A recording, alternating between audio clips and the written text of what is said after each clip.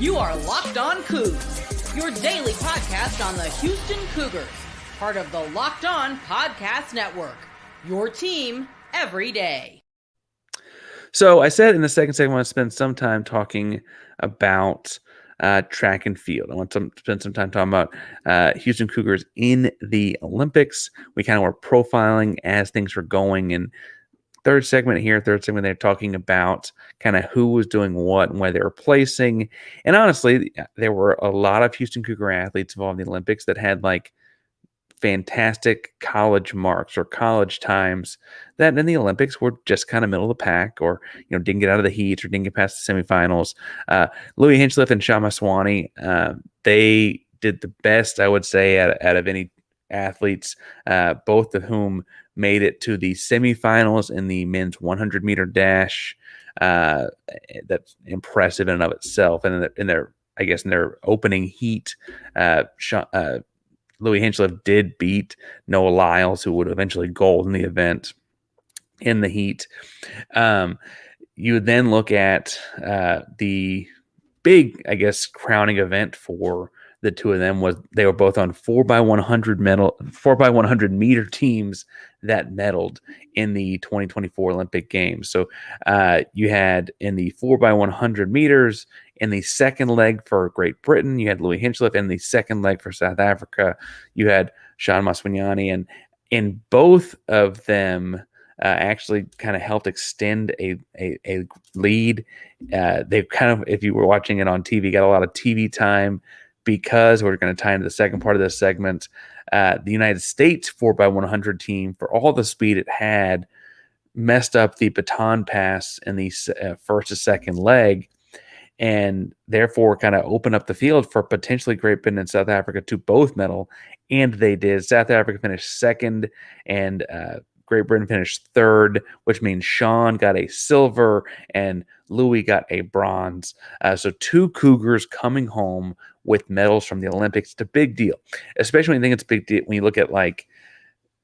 you look at Louis' career, I should say, he still has some time left with the Cougs. He will likely make a great run at 2028. I think there's a shot Sean does as well. Sean Maswani, with South Africa, he does the 1, the 2, and the 4x1. True sprinter, obviously. I think he'll be in the running with them again. He was by far and away their fastest individual in the 100. And then, I think if you look at him on the 4x1 team, I think that you typically carry 6 or 8 guys. I don't see him falling out of that between now and 2020, unless there's a bunch of young talent I don't know a whole lot about. He also has the silver medal in his back pocket, and as far as age goes, will not be old enough where you're worried about him not being in the prime of his athletic career anymore by 2028. So I'd imagine they're both competing again in 2028. But the Cougar that made headlines nationally, as far as track and field goes, was neither Sean nor Louis, even though they medaled. It was Coach Carl Lewis, who, to be fair, it's also the 40th anniversary of his historic Olympic run, right? But the real story was Carl, or Coach Lewis, was hypercritical of the U.S. men's team after their baton. I thought, frankly, he had every right to be. He knows what the highest level of track and field looks like. Obviously, it's Carl Lewis. But B, I think that it's worth pointing out that he was doing a really good job of being critical in a way that I want to make sure I draw attention. So the criticism itself was essentially calling the performance from the U.S. men's team unacceptable, right? It's, if you weren't following along, have not been paying attention, did not watch the Olympics in Paris, United States has, like a better phrase, the yips. They've dropped the baton at some point, and something wrong with exchanges in the finals of the Olympics for several Olympics in a row now, right? It's become kind of a running joke. They, without even knowing they were going to drop the baton live, or not drop the baton, but have the bad passing live, they ran a montage of going up to it, can the United States get over this hurdle? No pun intended, and passing the baton. And in the very first pass, Honestly, the second leg took off too early. The first leg had trouble getting there because he took off too early, and the exchange happened outside the exchange zone. So the United States was actually disqualified.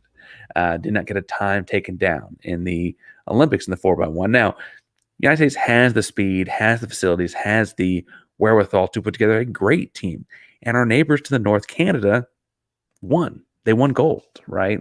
And I think it's interesting to look at that when you have Carl Lewis, who is a track coach at the University of Houston, commenting about how this is a coaching problem. Passing the baton correctly is discipline and coaching.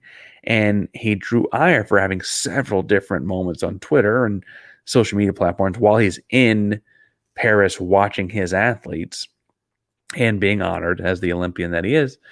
People are like, oh, he's critical on it. And it's like, no, critical on this, critical on that. He's going too hard. And it's like, no, he's saying that failing to pass the baton off for a team like the United States this consistently is nothing but a coaching problem. And what I love about Carl's criticism is he didn't want to talk trash on athletes. He shut down very quickly people replying to him, trying to talk trash about athletes. He didn't want to talk about work ethic and work and discipline and those kind of things from the athletes. Shut those things down really quickly. This was entirely focused on an area that he's an expert in, that being a track coach, right? You could argue he could have talked about any aspect of this. He's an expert in all of it. He is Carl freaking Lewis, right? But his criticisms were focused on the coaching because he, as a track coach and as someone who was coached by high-end track coaches that did very well in the 1984 Olympics, he understands how this problem can be pinpointed to that, right? This result is impacted by this thing. And he's going backtracking on it and saying this is where the United States is letting down. And I appreciate it as someone that tries to really, really not bash athletes in analysis, right? Just because you drop a football doesn't mean you're a bad kid, right? Like those kinds of things. He made sure to be like, no, these are men in their 20s that have been working for this moment for a long, long time. They're coachable. They're listening to coach. And this is too consistent a problem to be like, this guy's just not any good. This guy's just not any good. It's a consistent problem across several Olympics in a row. And I really appreciate Carl for that. Now, I didn't go back and read every single tweet Carl wrote out on it because, frankly, it was interspersed with a lot of other very positive commentary. Carl had a great Olympics, it looks like, and power to you on that, right? But I do think it was interesting that,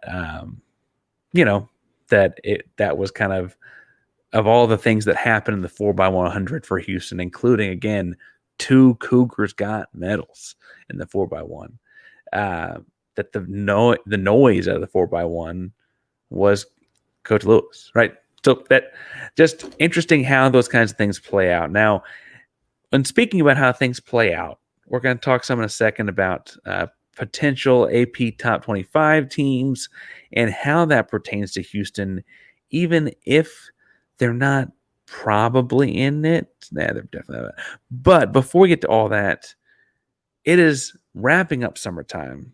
And I love sports. You love sports. But in the summertime, when they're just like, what are we doing? Just a lot of baseball. WNBA is not quite back. How are we going to make this stuff interesting? The Olympics just wrapped up. We need something to make sports a little more interesting. FanDuel is the place to be and do that. They're hooking up all customers with boosts and bonus daily, right? There's something for everyone each and every day, all summer long. The Astros just knocked off the Red Sox in a big, big kind of way. I'm telling you, get on those trains while you still can. Head over to FanDuel.com. Start making the most of your summer. FanDuel, official sports betting partner of Major League Baseball.